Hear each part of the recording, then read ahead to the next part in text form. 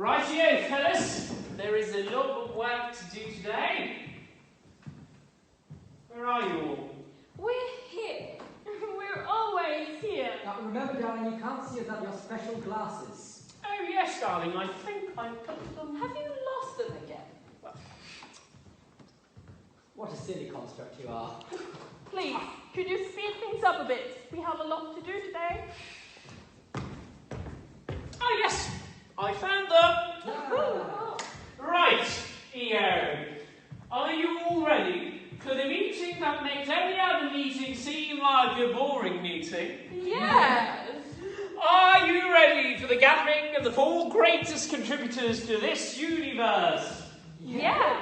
It's the 13,772,289,491st Annual Dimension Convention.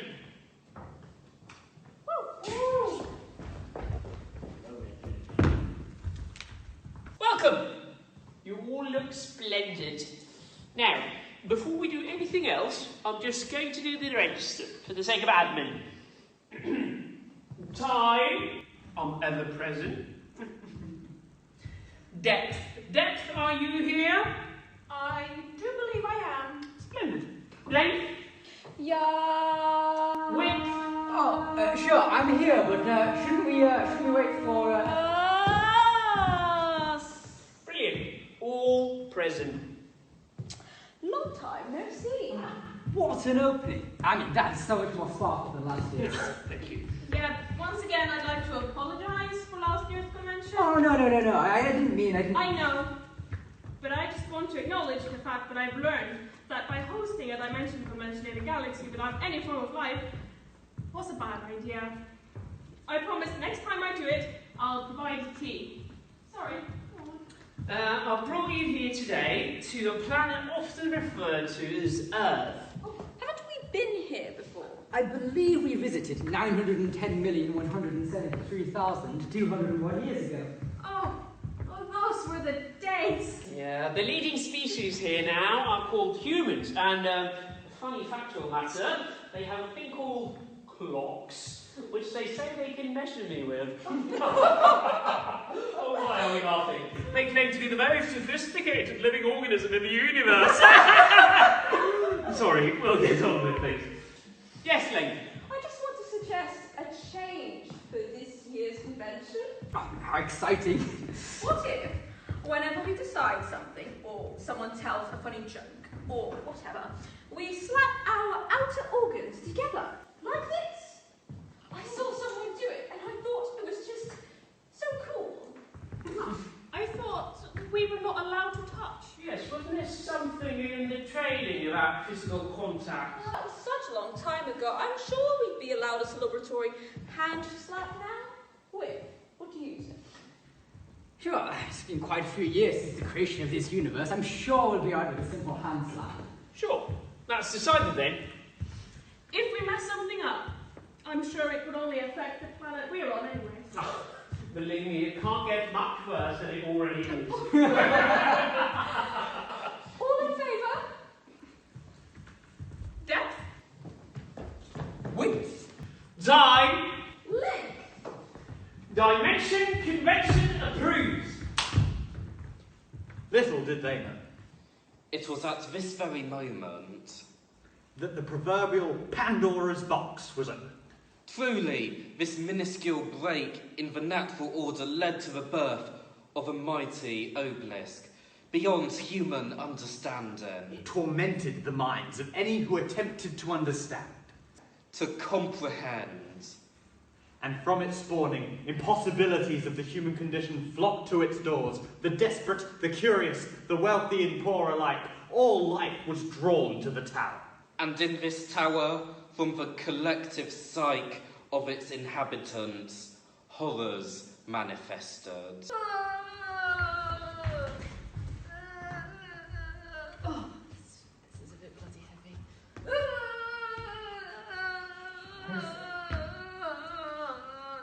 Oh, there it is. Thanks, babe. Okay, cool. Okay, done it. Go for it. Oh, thanks. Sorry. Oh, I haven't actually got chair. Is anyone sitting there? Fine. Thanks, mate. Oh.